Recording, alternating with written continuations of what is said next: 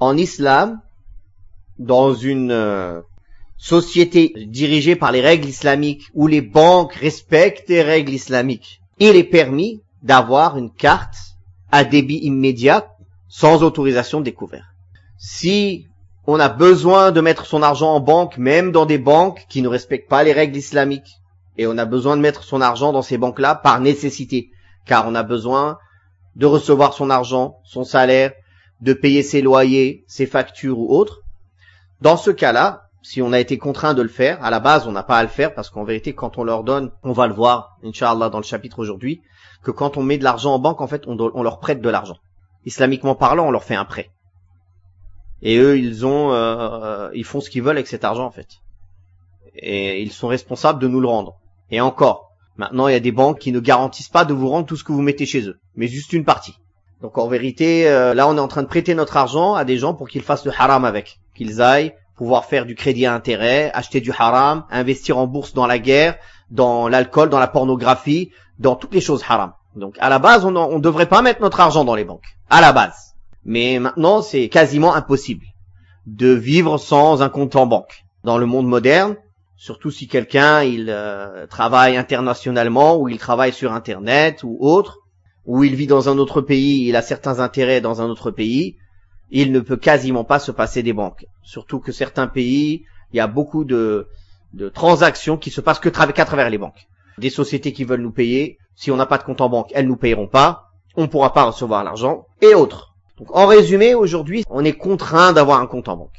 Bien sûr, si on est dans une terre d'islam, on va choisir les banques islamiques, qui sont d'un moindre mal, car, entre guillemets, elles essayent de suivre une certaine éthique. Au moins, elles vont pas investir dans la pornographie, dans les armements, dans l'alcool, dans ces choses-là.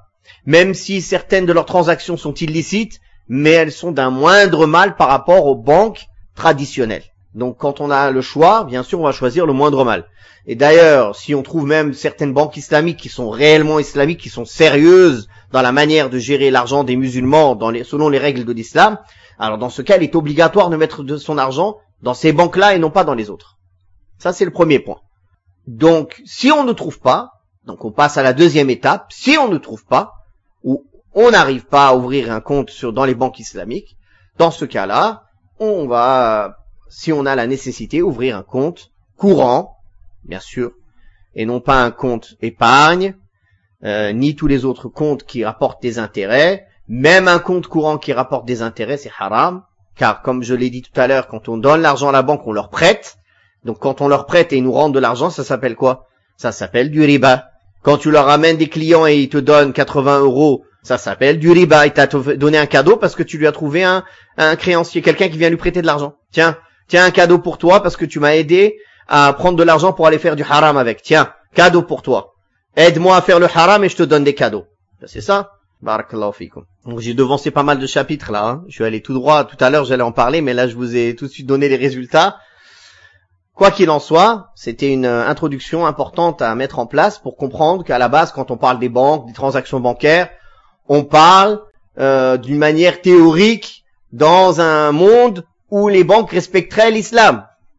Sinon, au minimum, si on n'est pas dans ce monde-là, où on n'a pas la possibilité d'interagir ou de faire nos transactions avec les banques islamiques, bah au moins il faut nos transactions avec les banques non islamiques, elles soient au moins, nos transactions à nous, personnelles, soient licites au moins. Au minimum. Car on est responsable au minimum de nos propres transactions. Barakallahu fikum.